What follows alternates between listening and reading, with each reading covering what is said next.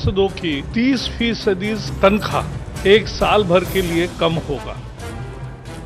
सरकार एक बड़ी तैयारी करने जा रही है। उत्तर प्रदेश के विधायकों और जो विधान परिषद सदस्य हैं उनकी 30% की जो सैलरी है केंद्र सरकार की तर्ज पर यहां भी कटौती की जाएगी। विधायकों ही क्यों, सांसदों ही क्यों, प्रशासनिक अधिकारियों की भी तनख्वाहों में अनिवार्य कटौती करनी चाहिए। सरकार एक श्वेत पत्र भी लेकर के आए कि उसकी आर्थिक स्थिति क्या है।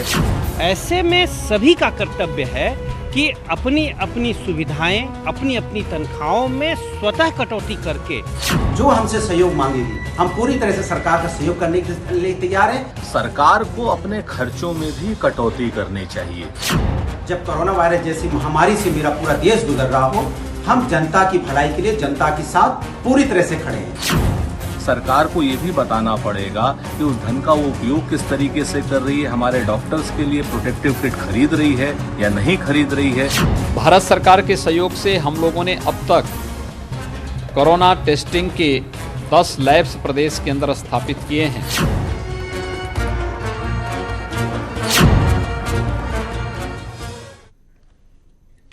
नमस्कार, आप देख रहे हैं महाबहस। आपके साथ मैं हूं अमित गर्ग शुक्ला। मोदी सरकार ने सांसदों की सैलरी कट करने का ऐलान किया तो यूपी और उत्तराखंड की सरकार भी अब अपने विधायकों की सैलरी कट करने की तैयारी कर रही है। लेकिन इन सब के बीच कांग्रेस ने कहा है कि सरकार पहले हिसाब दे। उधर मुख्यमंत्री योगी आदित्यनाथ ने कहा है कि हम तो कोरोना से लगभग जंग जीत चुके थे, लेकिन जमात ने खुराफात कर दी। तो आज महाबहस में सवाल यह है कि महामारी के खिलाफ एक साथ हों, यह जरूरी है या फिर सियासत जरूरी है। सवाल नंबर 2 यह है कि अभी कोरोना से लड़ें या फिर हिसाब किताब बताएं। साथ ही सवाल यह भी है कि क्या जमात की वजह से कोरोना की जंग लंबी खिंचेगी। इसके अलावा अगर लॉकडाउन बढ़ा तो क्या उसके लिए जमाती जिम्मेदार होंगे। इन तमाम सवालों का जवाब तलाशने की कोशिश करेंगे। हमारे साथ खास मेहमान भी जुड़ रहे हैं। हम बारी बारी से सभी का रुख करेंगे और सभी से सवाल जवाब का सिलसिला हम आगे बढ़ाएंगे। हमारे साथ भारतीय जनता पार्टी के नेता शिवम त्यागी थोड़ी देर में जुड़ने वाले हैं। इसके अलावा आनंद तिवारी समाजवादी पार्टी के नेता हमारे साथ जुड़ चुके हैं। वरिष्ठ पत्रकार शेष नारायण सिंह भी हमारे साथ जुड़ चुके हैं और राजनीतिक विश्लेषक कर्नल दिनेश नैन भी हमारे साथ जुड़ चुके हैं।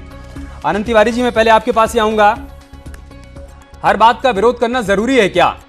क्या विपक्ष का अब यही मतलब रह गया है क्या कि विरोध करना ही करना है, फिर चाहे वो सही हो या गलत? विरोध सुनिए सर, हर बात का विरोध नहीं, लेकिन जो जन विरोधी नीतियां हैं इनका हम विरोध करेंगे। जनता को हम लाभ पहुंचाने के लिए इनके ऊपर दबाव डालेंगे, ये हमारी जिम्मेदारी है। हम नहीं तो विपक्ष में एक बात बताइए, सांसदों की, विधायकों की, मंत्रियों की सैलरी कट हो रही है, ये जन विरोधी नीति आपको नजर आ रही है और इनको मजबूर करेंगे जनता के हितों के लिए काम करने के लिए। आनंद तिवारी जी, आप समझ रहे हैं ना आप क्या कह रहे हैं? मैं कह रहा हूं कि सांसदों की, विधायकों की, मंत्रियों की, मुख्यमंत्री की अगर सैलरी कट हो रही है तो ये आपको जन विरोधी नीति नजर आ रही है? नहीं, सबकी आप सैलरी कट के लीजिए, लेकिन सवाल यह होता है कि यह सारा धन जा कहां रहा है, किस खाते में जा रहा है। जिस खाते में यह धन जा रहा है उसकी अकाउंटेबिलिटी कितनी है, उसकी पारदर्शिता कितनी है, उसके बारे में ये जवाबदेह कौन होंगे। हम लोग तो बार बार कह रहे हैं ऐसी स्थिति में एक राष्ट्रीय सरकार की आवश्यकता है। एक राष्ट्रीय सरकार, आप वरिष्ठ नेता होकर ऐसी बात कैसे कर सकते हैं भाई? जनहित की बात। इस मुश्किल घड़ी में पहले हिसाब किताब दिया जाए कि पहले इस महामारी से निपटा जाए? हिसाब किताब ले लीजिएगा ना। अरे 6 साल का भी हिसाब, अरे इन्होंने तो पूरे देश की संपदा का हिसाब आज तक नहीं दिया। यूपी के 22 करोड़ लोग इस वक्त आपको सुन रहे हैं, थोड़ी गंभीरता दिखाइए। आनंद तिवारी जी, थोड़ी गंभीरता दिखाइए। क्या ये वक्त वाकई में इस बात को लेकर चर्चा करने का है कि सरकार हिसाब किताब दे दे? आप 6 साल का हिसाब किताब मांगे, ये सही वक्त है? पारदर्शिता होनी चाहिए। जनता में जब तक अपनी सरकार के प्रति जनता में विश्वास नहीं होगा। पहले मुझे हैरानी हो रही थी, अब मुझे हंसी आ रही है और तरस भी आ रहा है। आप लोगों के विवेक पर तरस आ रहा है कि लोग इस वक्त आपको सुन रहे होंगे तो क्या सोच रहे होंगे, बजाय इसके कि आप सरकार के साथ खड़े रहते कि ठीक है भाई, आपको सैलरी कट करनी है, आप करिए। इस वक्त हमारी प्राथमिकता यह है कि हमें एक शख्स की जान बचानी है, हमें कोरोना के खिलाफ जंग हर हाल में जीतना है। आपको यह कहना चाहिए था जनाब। हम पूरे देश के साथ खड़े हैं, हम हिसाब किताब मांगकर, देश की आम जनता के साथ खड़े हैं हिसाब किताब मांगकर। जी हां, यह सरकार पारदर्शी नहीं है। सवाल यह उठता है, देखिए, अगर कहीं संशय पैदा हो गया तो उसका निराकरण करना जरूरी है। एक पीएम राहत कोष होने के बावजूद इन्होंने प्राइवेट प्राइवेट तरीके से अपने कुछ लोगों अपने कुछ चुनिंदा लोगों के साथ एक अकाउंट खोल करके ठीक है, उसमें देश शिवम की त्यागी संपदा जुड़ेंगे को तो हम क्यों उनसे इन इकट्ठा तमाम किया जा सवालों का रहा है? जवाब क्यों लेंगे इकट्ठा किया जा जो रहा है? आशंकाएं कौन आपके सी मन में तरफ- हैं, लेकिन यकीन मानिए यूपी के लोग भी इस वक्त यही कह रहे हैं कि ये सही समय नहीं है राजनीति करने का जो आप लोग कर रहे हैं। पूरे देश कर्नल के दिनेश मन में है। नैन, कांग्रेस पार्टी आज सुबह से हिसाब किताब मांग रही है। उसका ये कहना है कि एक श्वेत पत्र लेकर आए सरकार, उसमें ये बताए कि कितना पैसा कहां से आ रहा है और कितना पैसा कहां खर्च किया जा रहा है। क्या वाकई में सही समय है क्या ये करने का, श्वेत पत्र लाने का? देखो अमित, इसमें ये एक अच्छी बात है कि सभी लोग डोनेशन कर रहे हैं और ऐसे टाइम पे सबको देश के साथ खड़ा होना चाहिए। और चाहे वो सेंटर हो चाहे स्टेट गवर्नमेंट्स हो, मैं समझता हूँ सभी स्टेट गवर्नमेंट्स को इसमें आगे आना है। और स्टेट गवर्नमेंट्स को ही नहीं, जितनी प्राइवेट कंपनीज हैं उनको भी थोड़ा दिल खोल के काम आगे आना चाहिए। और मैं तो हैरान हूं कि रिलायंस के जो मुकेश अंबानी जी हैं 7 से 8 9 से लेके 9% के करीब इस देश की जो जीडीपी है उसके बराबर वो धन पकड़ के बैठे हुए हैं देश का। सब अपने अपने हिस्से का कर रहे हैं जनाब दिनेश नैन जी, सब अपने अपने हिस्से का कर रहे हैं। सवाल ये कि जनता से सीधा सरोकार किसका है? जनता से सीधा सरोकार नेता का है ना जनाब। जनता ने अपने विधायक को चुना है, अपने सांसद को चुना है। इस वक्त उनकी जिम्मेदारी बन रही है कि वो आगे आए और सरकार से कहें कि आपने जो फैसला लिया है, आप जो कदम आगे बढ़ाने जा रहे हैं, हम उसके साथ हैं। आप बाद में हिसाब किताब देते रहिएगा।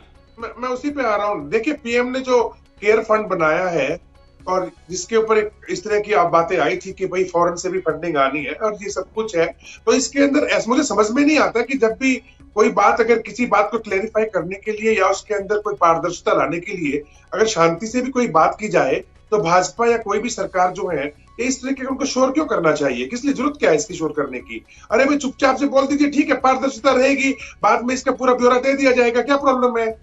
अच्छी बात है ना। इसको मुद्दा क्यों बनाया जा रहा है बगैर मतलब के अंदर? अरे तो ढिंढोरा किसने पीटा?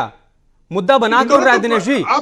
भाई सरकार की तरफ से मंत्री आते हैं, प्रेस कॉन्फ्रेंस करते हैं, उसमें कहते हैं कि हम एक अध्यादेश लाएंगे जिसमें सैलरी कट की जाएगी। ढिंढोरा आप लोग पीट रहे हो, हम तो सिर्फ ये कह रहे हैं कि इसमें पारदर्शिता लेके आ जाए। क्या परेशानी? ढिंढोरा हम क्यों पीट रहे हैं? सुबह से कांग्रेस पार्टी के नेता, समाजवादी पार्टी के नेता विरोध कर रहे हैं, वो श्वेत पत्र मांग रहे हैं, आप कह रहे हैं ढिंढोरा हम पीट रहे हैं। हर बात का ठीक है, आप मीडिया पर फोड़ दीजिए। आपको पारदर्शिता में क्या परेशानी हो रही है? आप सवाल समझा दीजिए ना। नहीं, हमें परेशानी नहीं है, टाइमिंग की बात कर रहे हैं हम। क्या वाकई में सही समय है? तो अगर सलाह देने में टाइमिंग में क्या प्रॉब्लम आ गई? यही तो कहा है ना कि इसमें पारदर्शिता रखना भैया। अरे भैया पारदर्शिता रखेंगे ना, अभी तो महामारी से लड़ेंगे ना। कमाल की बात कर रहे हैं आप लोग। शेष नारायण जी, हम साथ हैं। क्या हम समझ नहीं पा रहे हैं या ये लोग समझा नहीं पा रहे हैं? कुछ और कहना चाहते हैं? क्या है वाकई में सही समय है क्या सर श्वेत पत्र लाने का? मुद्दा बनाने की आवश्यकता नहीं है। ठीक है, आएंगे आपके पास। शेष नारायण जी। नहीं, अरे भाई श्वेत पत्र आता कब है? हाँ। जब कोई काम हो जाता है उस पर सरकार या जो भी होता है एक अपना एक डिटेल देता है कि हमने ये किया है। तो श्वेत पत्र वगैरह जो है वो ये पता नहीं, ऑनेस्टली मेरी समझ में नहीं आ रहा है कि क्या इसको ये लोग वॉर मान रहे हैं कि नहीं। सही बात है। अरे इतना बड़ा जाने जा रही है, इतना इकोनॉमी, युद्ध में क्या होता है, सेकेंड वर्ल्ड वॉर में क्या हुआ था, पूरे यूरोप की इकोनॉमी तबाह हो गई थी और उसके बाद वो रीबिल्ड किया उन लोगों ने।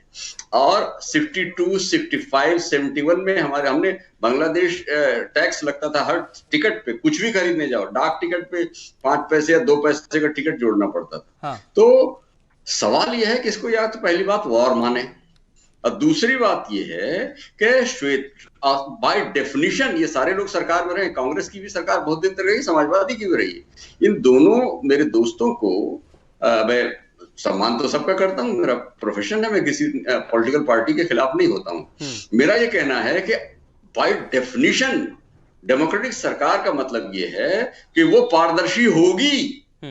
अगर वो पारदर्शी नहीं होगी तो उसको उस पर एक्शन होगा। जो पारदर्शी नहीं होता वो भोगता है, जेलों में रहे हैं और जवाब जनता देगी ना, क्योंकि पारदर्शिता नहीं। सुनिए पूरी बात। हाँ। और दूसरी बात ये बहुत जरूरी है कि जो ये लोग एमएलए की तनख्वाह और एमपी की तनख्वाह की बात कर रहे हैं, भाई साहब मैं पार्लियामेंट कवर कर रहा हूं 25 साल से और हल्ला होता रहता है, शोरगुल चल रहा है और बीच में पता लगा कि साहब उन्होंने अपनी तनख्वाह बढ़ा ली। 500 रुपए एमपी की तनख्वाह होती थी और ये लोग पता नहीं कब बढ़ा लेते हैं कि साहब हम बिजली फ्री हमारी होगी, हमारे टेलीफोन फ्री होंगे, हमारी हवाई जहाज फ्री होगी, ट्रेन में फ्री होंगे। और ट्रेन में लोग बुकिंग कराते हैं, आप लटके रहिए, ये कैंसिल तक कराने की जहमत नहीं उठाते। हाँ। तो ये पारदर्शी, ये है गैर जिम्मेदारी। सही बात। और ये जो विधायक निधि है और ये सांसदों की निधि है, इसका जो इस्तेमाल होता है, उत्तर प्रदेश में आप भी रहते हैं, हम भी रहते हैं, और हम जानते हैं कि क्या क्या उसमें होता है। तो वो विधायक निधि का बैकग्राउंड ये है एमपी लैड्स का कि नरसिम्हा राव को जो अपनी सरकार बचानी थी, और उसमें आपको मालूम है मुकदमा हुआ, उसमें कुछ लोगों को सजा हुई, कुछ लोगों को मेंबरशिप गई, तो उसमें उन्होंने इनको ये ऑफर कर दिया था। उसमें शायद 2 करोड़ या 1 करोड़ था, तो 5 करोड़ रुपए साल कर दिया एमपी का। एमएलए का हमको नहीं मालूम। तो ये तो फौरन 2 साल के नहीं, इसको परमानेंट खत्म कर दो भाई। डेवलपमेंट के लिए आप, गवर्नमेंट आपकी है, कलेक्टर आपका है, सब कुछ है, आप उसको बताएं साहब हमारी ये प्लान है, इसको लागू करिए, और नहीं लागू करो तो एक्शन लीजिए। वो आपके डिस्पोजल पे आता है, और 30-35% जो कहां जाता है वो बहरहाल उसको यहाँ पे कहने की जरूरत नहीं है। तो वो सारी चीजें जो हैं, क्या बात कर रही है। मैं तो सन्न हूं, मैं कांग्रेसियों में भी बहुत सारे अच्छे लोगों को जानता हूं और सपा में जानता ही हूं। तो आज एक वॉर है, please treat the leader as your leader. जो भी है, योगी जी 1 लाख गलतियां कर रहे हैं, लेकिन इस लड़ाई में अगर योगी फेल होते हैं तो कि क्या वाकई में इसकी सीरियसनेस को समझ पा रहे हैं? आप लोग ये काम मत करिए। ठीक है, आनंद तिवारी के पास में जाऊंगा। शिवम शायद हमारे साथ फोन लाइन पर इस वक्त जुड़ गए हैं। सीरियस समझ रहे हैं। दिनेश नयन, मैं आपके पास भी आऊंगा। 1 मिनट शिवम का रिएक्शन ले लेते हैं। शिवम त्यागी, क्या बहुत अच्छा नहीं होता कि विपक्ष को भरोसे में ले लेते, जिस बात का जिक्र लगातार दूसरी पार्टियों की प्रवक्ता कर रहे हैं, कि आप एक बार भरोसे में तो ले लेते, श्वेत पत्र लाते नहीं लाते वो बात की बात थी, एक बार चर्चा तो करते, आपने वो भी जरूरी नहीं समझा। मुझे एक चीज बताइए, मैं अपने घर में 5 भाई हैं, 5 में से एक भाई जो है बेहद बीमार है, या परिवार में 2-3 व्यक्ति बीमार है, सडनली उनको हॉस्पिटल लेकर जाना पड़ा, हॉस्पिटल में भर्ती करा दिया, इलाज चालू हो गया। उसी दौरान में बाकी के सारे भाई बोलते हैं, अरे भाई किसका कितना पैसा लगा, बताइए ना, हमें हिसाब दीजिए, लिख कर दीजिए, बताइए कहां से क्या हुआ। सतीश नारायण जी ने बहुत अच्छे से क्लैरिफाई किया। साहब पहले सिचुएशन से, ये युद्ध जैसी जो सिचुएशन है, वर्ल्ड वॉर 2 में भी करीब 60 से ज्यादा कंट्री प्रभावित थी, इसमें तो 100 से ज्यादा कंट्रीज प्रभावित है अभी तक। क्या आपको ईमानदारी के नाम पर इस तरह की ओछी राजनीति, मैं ये कहूंगा कि बेशर्मी करना जरूरी है? अभी जब सारी चीजें हो जाएंगी, देश और दुनिया इस बुरी प्रभावित बीमारी से उभर जाएगा, उसके बाद आपके पास राजनीति करने का भी मौका होगा, विधानसभा का भी सत्र चलेगा, लोकसभा राज्यसभा का भी सत्र चलेगा। अगर आपको कोई भी क्लैरिफिकेशन चाहिए होगी, आपको वो मिलेगी। लेकिन बावजूद उसके आप ये सब करने से पहले, मैं नहीं देख रहा हूं कि अखिलेश जी या माया जी या फिर मायावती जी या फिर कांग्रेस के कोई बड़े नेता सड़कों पर जनता के बीच में है। चलो छोड़ दीजिए, मैं कहता हूँ ये देश अपनी तरह से जैसे भी है इससे कर रहा है, लड़ रहा है, निपट रहा है, सरकार का साथ है, और मैं कहता हूँ विपक्षी भी अपना अपना रोल निभा रहे हैं। लेकिन क्या इस समय पर, जैसा कि उदाहरण दिया, क्या इस समय पर जब इस देश पर एक इतनी बड़ी महामारी का साया है, तो क्या हमें ये ऐसी बातें करनी चाहिए कि श्वेत पत्र लाएं, कहाँ क्या पैसा खर्च हो रहा है, सरकार जवाब ले लेते हैं। होना चाहिए। आनंद तिवारी, जरूरी, क्या वाकई में सीरियसनेस को समझ पा रहे हैं? क्या जिस बात का जिक्र शेष नारायण सर कर रहे हैं, जी सर, कि हम एक वॉर की स्थिति में खड़े हुए हैं इस वक्त, क्या इस बात को समझ पा रहे हैं क्या सर आप लोग? अभी तक मैंने नहीं सुना कि समाजवादी पार्टी का कोई बड़ा नेता, अखिलेश यादव या मुलायम सिंह यादव या कोई भी आगे आकर लोगों से कह रहा हो कि भैया पैनिक मत होइए, आप लोग सोशल डिस्टेंसिंग का पालन करिए, आप लॉकडाउन का पालन करिए, सरकार की गाइडलाइंस का पालन करिए। मैंने अभी तक किसी की बाइट नहीं देखी, मैंने किसी की जुबान से अभी तक ये बयान नहीं सुना। नहीं सुनिए, हमारा राष्ट्रीय अध्यक्ष पहले ही दिन, जिस समय विश्व स्वास्थ्य संगठन ने इसे महामारी घोषित कर दिया था, विश्व स्वास्थ्य संगठन जब इसको महामारी घोषित कर दिया, तो उसके पहले अब 3 महीना हो चुका है। हमारी यह सरकार इस 3 महीने में क्या तैयारी की है, इनके ऊपर कोई विश्वास नहीं रहा पूरे देश का। और जब अमेरिका आपके अविश्वास से जंग थोड़ी ना जीत पाएंगे सर, ये मौका है विश्वास दिखाने का, अविश्वास दिखाने का नहीं। और आप ये कह रहे हैं कि आपके पार्टी के मुखिया 3 महीने पहले ही समझा चुके हैं। जनाब, मैं सवाल आपसे कुछ और कर रहा हूं, जवाब आप कुछ और दे रहे हैं। मैं कह रहा हूं एक बार आप आम पब्लिक से अपील तो करिए। आप कहते तो सही कि पैनिक मत होइए, सरकार की गाइडलाइंस का पालन करिए। नहीं सुना मैंने किसी से, उल्टा आप सुबह से हिसाब किताब मांग रहे हैं। इतना परेशान हो गए सैलरी कट होने पर, तो पालन कर रहे हैं। अब इनका घंटा बजावें, ताली बजावें, थाली बजावें, दिया जलावें, कौन सी हम इनकी गाइडलाइन का पालन करें? हम गाइडलाइन का पालन। अरे दिया जला लिए तो क्या नुकसान हो गया सर? हम उनके दीपावली पर दिया जलाते हैं नहीं? भूख में, प्यास में हम उनके साथ। आनंद तिवारी, दीपावली पर दिया जलाते हैं ना? दिया जला लिए तो क्या नुकसान हो गया? कोरोना ने हमला कर दिया क्या? दीपावली नहीं है जनाब, हमारे यहाँ लोग मर रहे हैं। हमारे यहाँ लोग भूखों मर रहे हैं और हम दीपावली मना रहे हैं। अरे तो उसके लिए तो इंतजाम किया जा रहा है ना जनाब। लेकिन अगर आपको दीपक जलाने के लिए बोल दिया गया, आपको उस बात से दिक्कत है। आपको थाली बजाने के लिए बोल दिया गया, आपको उस बात से दिक्कत है। सैलरी कट करने के लिए बोल दिया गया, आपको उस बात से दिक्कत है। कल को मोदी जी कह देंगे कि सांस लेना जरूरी है, तो आप सांस लेना छोड़ देंगे क्या?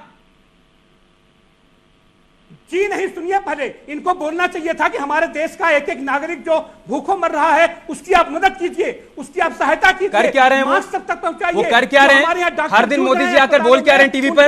या तो आप सुन नहीं रहे, या तो आपको सुनाई नहीं दे रहा है। या तो आप सुन नहीं रहे, या तो आपको सुनाई नहीं दे रहा है। हर दिन प्रधानमंत्री, मुख्यमंत्री आकर क्या कह रहे हैं लोगों को?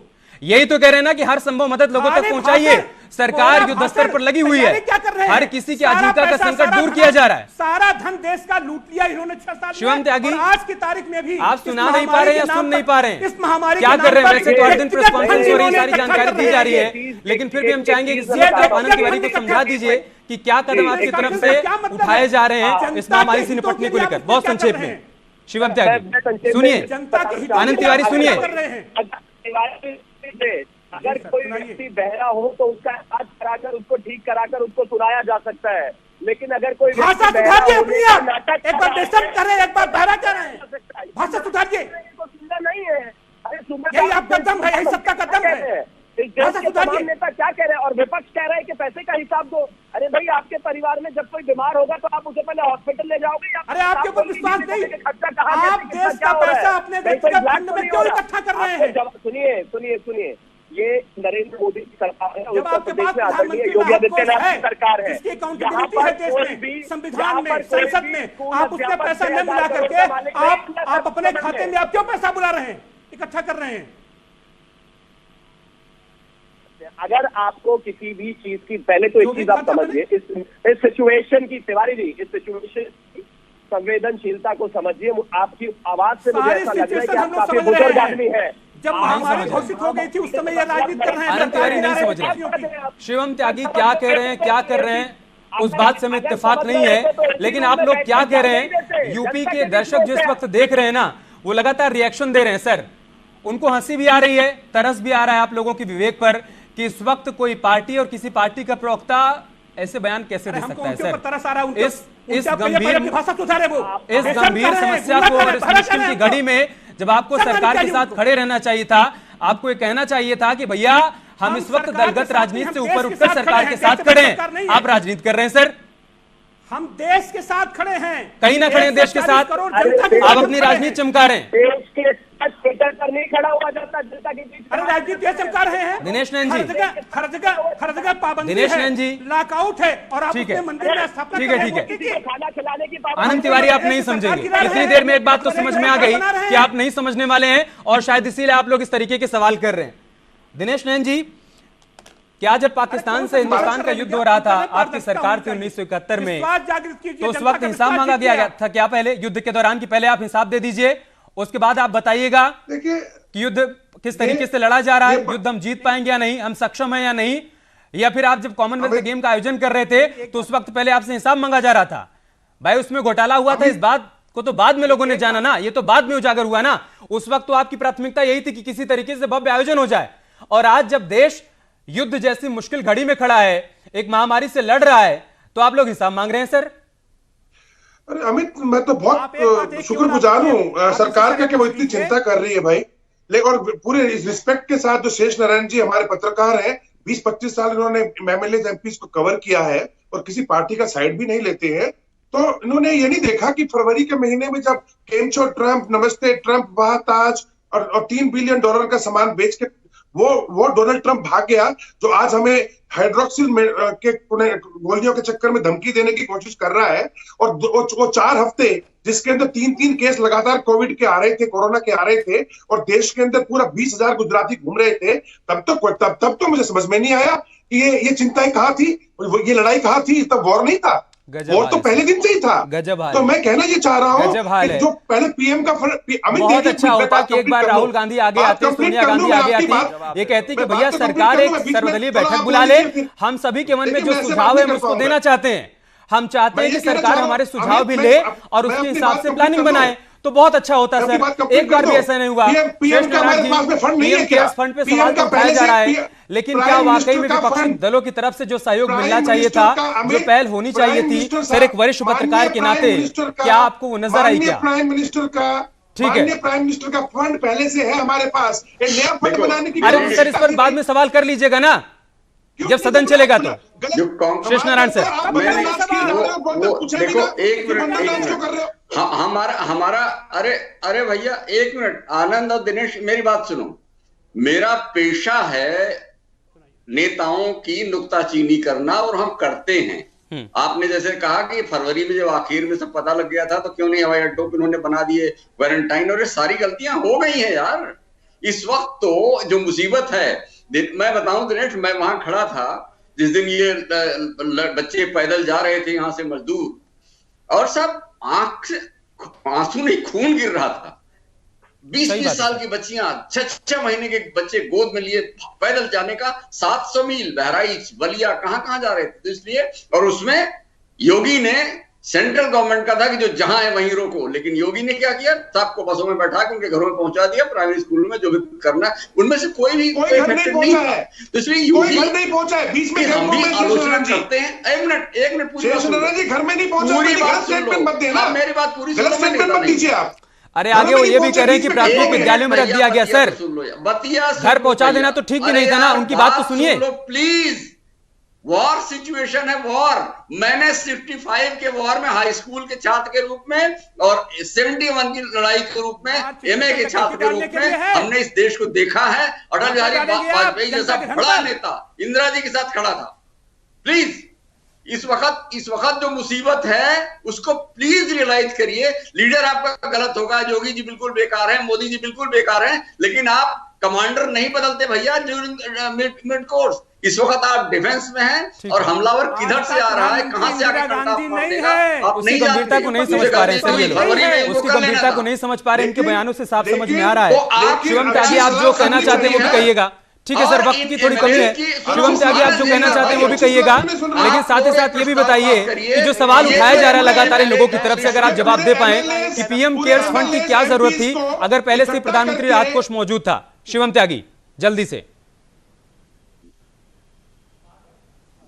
नहीं, मैं सवाल आप मुझे लास्ट अगर 10 सेकंड और एक बार दोहरा दें, आपने क्या पूछा तो मैं जवाब आपको दे पाऊंगा। आप जो कहना चाहते हैं अपनी बात भी रखिएगा। सवाल यह है कि इन लोगों का यह कहना है कि पीएम केयर्स फंड की क्या जरूरत थी अगर प्रधानमंत्री राहत कोष पहले से मौजूद था।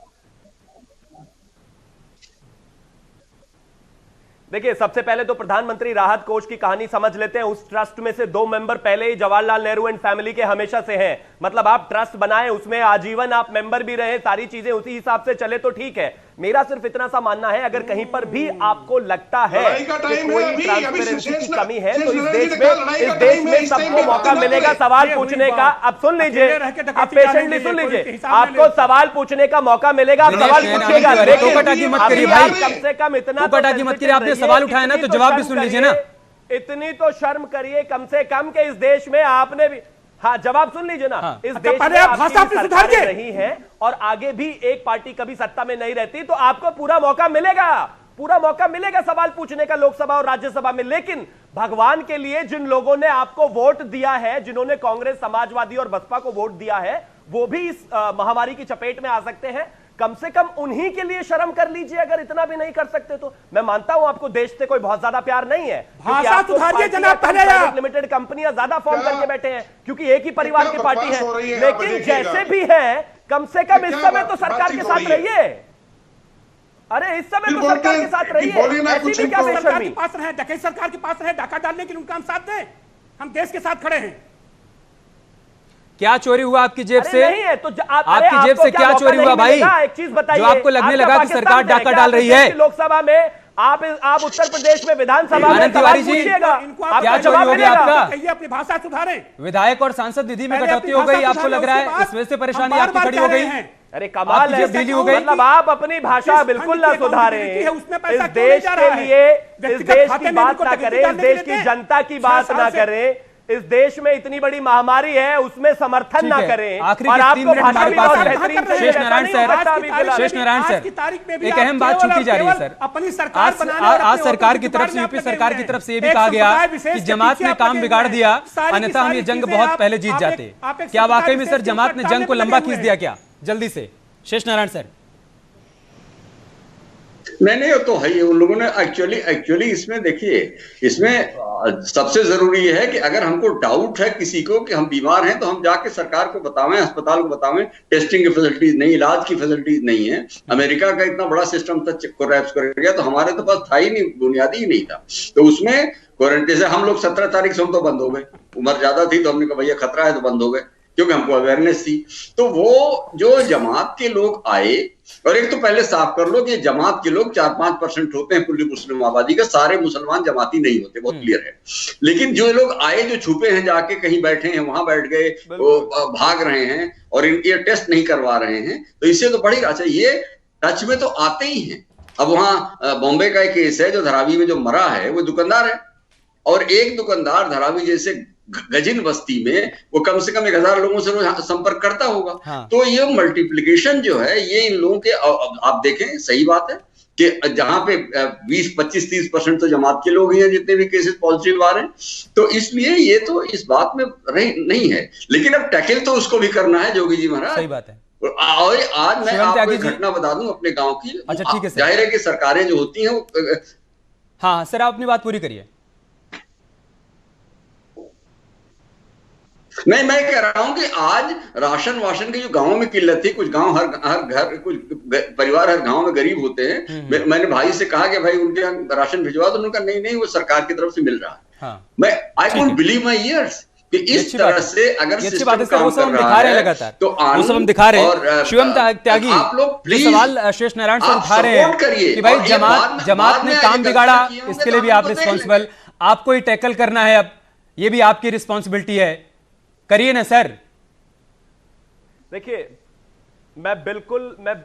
मैं शेष नारायण जी की बात से बिल्कुल इत्तेफाक रखता हूं, और हां बिल्कुल ये सरकार इसको टैकल करने में सक्षम है, 100% करेगी, उसमें कोई दो राय नहीं है। लेकिन मैं फिर भी हाथ जोड़कर कहूंगा कि ये जिस तरह की बीमारी है, इसके लिए हमें इस देश की जनता, इस देश के हर तबके कई मदद की जरूरत है। और विपक्ष के नाम पर जो लोग बैठे हैं वो भी इस देश में राजनीति करते हैं। हाँ। उनको मौका मिलेगा, लेकिन कृपया करके अगर आप इस देश की भी चिंता नहीं करते तो कम से कम अपने वोट बैंक की ही चिंता कर लीजिए और इस देश का ध्यान कर लीजिए। इस समय राजनीति करने की जरूरत नहीं है। उसके बाद जो क्लैरिफिकेशंस, जो ट्रांसपेरेंसी आपको चाहिए होगी, हम सब देंगे, लेकिन कम से कम अभी तो कंधे से कंधा मिलाकर चलिए। जमात की बात है, लगता है जमात ने जो भी किया उसको सरकार सख्ती से टैकल कर रही है और आगे भी कर रही है। हो गया भाई, सुन लिया आपको। शेष नारायण से गुजारिश करना चाहता हूं कि जो पीएम केयर फंड बनाया ना, इसको सेक्शन 4 आरटीआई के अंडर में लाने के लिए एक आह्वान कर दे। नंबर 1, इसकी वेबसाइट बनाने के लिए बोल दें। और जो गलती हो चुकी फरवरी के महीने में कि एक साथ में आनंद विहार में लाखों लोग निकल के आए थे, तो सभी एमएलए, एमपी, एसडीएम, डीएम सबके साथ मिलके अब जो सिचुएशन है, क्योंकि अभी तो ये तो लॉकडाउन बढ़ने वाला है, तो कम से कम उस सिचुएशन को अभी संभालने का आह्वान कर दे। हमारी एक तो पॉइंट को उठाने के सलाह में इतना बड़ा काउंटर बनाने के बजाय इसको लड़ाई मान के अच्छा काम करें। पीएम केयर्स फंड का हिसाब किताब मांग लीजिएगा सर, हिसाब किताब मांग लीजिएगा, श्वेत पत्र मांग लीजिएगा, आप पूछ लीजिएगा कितना पैसा आया, कहां खर्च हुआ। लेकिन इस वक्त तो बोल दीजिए कि हम सरकार के साथ खड़े हैं, हमारी पहली प्राथमिकता हर एक इंसान की जान बचाना है, इस महामारी से जंग लड़ना है और उसको जीतना है। बहुत शुक्रिया आप सभी का हमारे साथ जुड़ने के लिए, महाबहस का हिस्सा बनने के लिए। खबरें जारी हैं, आप बने रहिए न्यूज़ 18 के साथ। नमस्कार।